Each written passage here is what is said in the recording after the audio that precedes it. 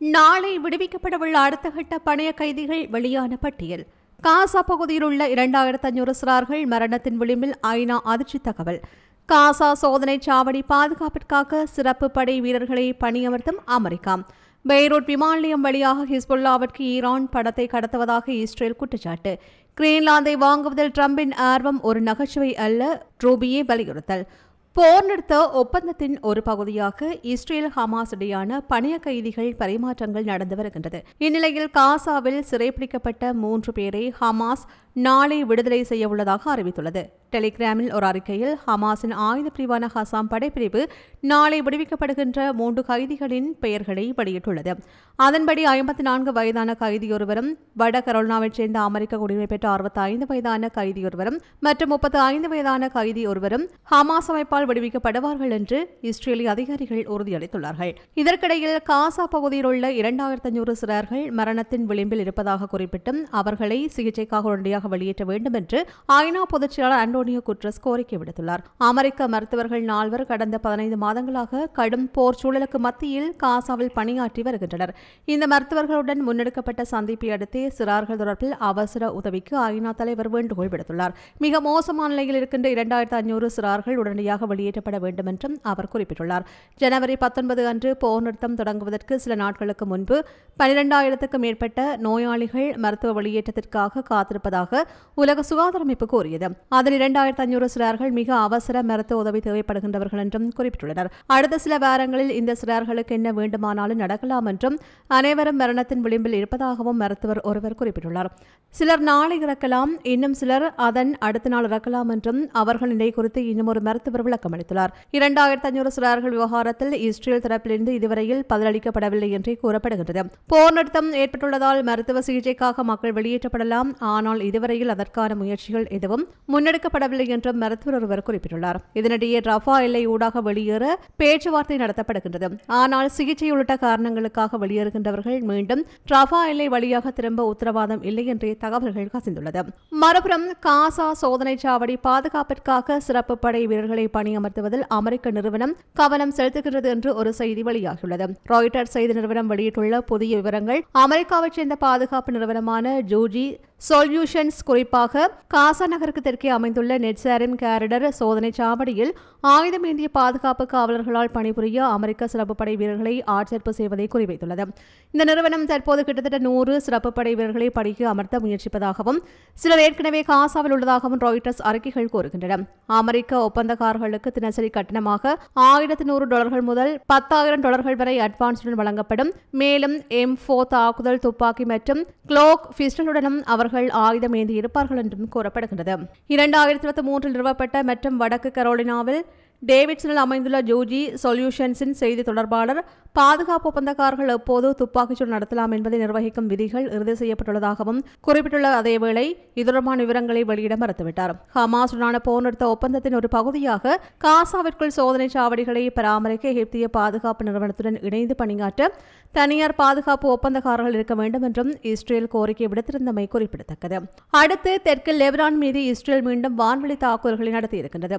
லெபனானில் போர் நிறுத்த ஒப்பந்தத்தை மேலும் மீறியதன் மூலம் அரபு நாட்டின் மண்ணில் இஸ்ரேலிய ஆட்சி கடந்த வெள்ளிக்கிழமை புதிய வான்வெளி தாக்குதல்களை நடத்தியது. வெள்ளிக்கிழமை காலை தெற்கு லெபனானின் தைவே கிராமத்தை குறிவைத்து இஸ்ரேலிய ராணுவம் ட்ரோன் தாக்குதலை நடத்தியிருக்கின்றது. அந்த பகுதியில் தியாகிகளின் உடல்களை வெளியே இழுக்கும் இயந்திரங்களை இஸ்ரேலிய ட்ரோன்கள் குறிவைத்ததாக தகவல்கள் கூறுகின்றன. ரம்ஷை மற்றும் ஹவர்ஷவா உள்ளிட்ட பல்வேறு லெபனான் பிராந்தியங்களிலும் இஸ்ரேலிய ராணுவ தாக்குதல்கள் பதிவாகியதாக கூறப்படுகின்றது. போர் நிறுத்த ஒப்பந்தத்தின்படி சியோனிச அரசானது லெபனானிலிருந்து வெளியேறுவதற்கான 60 நாள் காலக்கெடு முடிவடைந்த பின்னர் பிப்ரவரி 18 வரையில் காலக்கெடு நீடிக்கப்பட்டுள்ளதாக வெள்ளை மாளிகை தகவல்கள் கூறுகின்றன. ஹிஸ்புல்லாவுடன் போர் நிறுத்த உடன்படிக்கை ஆரம்பமானது முதல் இஸ்ரேலிய அரசு நூற்றுக்கணக்கான தடவைகள் யுத்த நிறுத்தத்தை மீறியுள்ளதுடன் அதனைத் தொடர்ந்தும் செய்து வருவதாக குற்றம் சாட்டப்படுகின்றது. இதற்கிடையில் வால் ஸ்ட்ரீட் ஜேர்னலை மேற்கோள் காட்டிய அமெரிக்க பாதுகாப்பு அதிகாரியின் கூற்றுப்படி பெய்ரூட்டின் சர்வதேச விமான நிலையம் வழியாக ஹிஸ்புல்லாவிற்கு அமெரிக்கா டாலர்கள் நிரப்பப்பட்ட சூட்கேஸ்களை ஈரான் அனுப்புவதாக கூறப்படுகின்றது. லெபனான் போர் நிறுத்தத்தை மேற்பார்வையிடுகின்ற அமெரிக்க தலைமையிலான குழுவிடம் இஸ்ரேல் இந்த புகாரினை அளித்திருக்கின்றது. இஸ்தான்புல்லிருந்து பெய்ரூட்டுக்கு பணத்தை கடத்த துருக்கி குடிமக்கள் பயன்படுத்தப்படுவதாக இஸ்ரேல் கூறியதாகவே அந்த அதிகாரி மேற்கோள் காட்டியுள்ளார். WSIயின் அறிக்கையின்படி இஸ்ரேலின் புகார்கள் லெபனான் அரசாங்கத்திற்கு அனுப்பப்பட்டிருக்கின்றன. ஹிஸ்புல்லாவின் கடத்தல் முயற்சிகளை தடுக்க பெய்ரூட் விமான நிலையம் இறுக்கமான ராணுவ கட்டுப்பாடுகள் இருப்பதாக WSA மேற்கொள்ளிட்ட லெபனான் பாதுகாப்பு அதிகாரி கூறுகின்றார். விமான நிலையத்தின் மூலம் பெரிய அளவிலான பணத்தை கடத்துவது கடினமாக இருந்தாலும் ரத்தின கற்கள் மற்றும் வைரங்கள் போன்ற மதிப்புமிக்க பொருட்களை கண்டறியப்படாமல் செல்லக்கூடும் என்றும் லெபனான் அதிகாரி கூறுகின்றார். இதேவேளை எந்தவொரு அச்சுறுத்தலையும் தனது முழு வலிமையுடன் எதிர்கொள்ள நாட்டின் ராணுவப்படை தயாராக இருப்பதாக ஈரானிய ராணுவப்படையின் ஒருங்கிணைப்பு விவகாரங்களுக்கான தலைமை தளபதியும் துணை தளபதியுமான ரியல் அட்மிரல் ஹபீபுல்லா சயாரி கூறுகின்றார். ஒரு பிராந்திய சக்தியாக ஈரான் இஸ்லாமிய குடியரசு ஒரு முன்னணி மற்றும் செல்வாக்குமிக்க பாத்திரத்தை வகிக்கின்றது மற்றும் பிராந்தியத்தின் அனைத்து வளர்ச்சிகளிலும் பயனுள்ளதாக இருக்கும் என்றும் அவர் வலியுறுத்தியுள்ளார். நாட்டின் ஆயுதப்படைகளின் பாதுகாப்பு ராஜதந்திரம் மற்றும் அதிகாரம் குறித்து அவர் இதனை தெரிவித்துள்ளார். இந்த அடிப்படையில் பாதுகாப்பு ராஜதந்திரம் நாட்டின் ஆயுதப்படைகளின் திறன்களில் ஒன்றாகும். எனவே பாதுகாப்பு ராஜதந்திரம் என்பது அதிகாரிகளின் கூறுகளில் ஒன்றாகும் என்றும் அவர் குறிப்பிட்டுள்ளார். எந்த அளவிற்கு பாதுகாப்பு ராஜதந்திரம் அதிகரிக்கப்படுகின்றதோ அவ்வளவு அதிகமாக உலக நாடுகளுடன் அதிக தொடர்பு மற்றும் ஒத்துழைப்பை ஏற்படுத்த முடியும் என்றும் அவர் அடிக்கோடிட்டு காட்டினார். மேலும் ரியல் அட்மிரல் சயாரி உலகின் பிற நாடுகளுடன் ஈரானின் கூட்டு ராணுவ பயிற்சிகளை சுட்டிக்காட்டி நாங்கள் நிலத்திலும் வானிலும் கடலிலும் பல கூட்டு முயற்சிகளை மற்ற நாடுகளுடன் நடத்தியுள்ளோம். இஸ்ரேலிய புரட்சியின் புகழ்பெற்ற விழிப்புடன் இருக்கின்ற ஆயுதப்படைகள் எதிரிகளின் தீய நோக்கங்களை முறியடித்துள்ளன. நாட்டின் ராணுவப்படை எங்கிருந்தும் எந்த அச்சுறுத்தலுக்கும் பதிலளிக்க தயாராக உள்ளது என்றும் வலியுறுத்தினார். ஈரான் இஸ்லாமிய குடியரசு ஒரு பிராந்திய சக்தியாக ஒரு முன்னணி மற்றும் செல்வாக்குமிக்க பாத்திரத்தை வகிக்கின்றது மற்றும் பிராந்தியத்தின் அனைத்து முன்னேற்றங்களிலும் பயனுள்ளதாக இருக்கும் என்றும் குறிப்பிட்டுள்ளார். இதேவேளை கனடா மீது வரி விதிப்பது தொடர்பில் தாம் ஏற்கனவே குறிப்பிட்டதை சனிக்கிழமை நிறைவேற்றியிருப்பதாக அமெரிக்க ஜனாதிபதி டொனால்டு ட்ரம்ப் மீண்டும் உறுதி செய்துள்ளார்.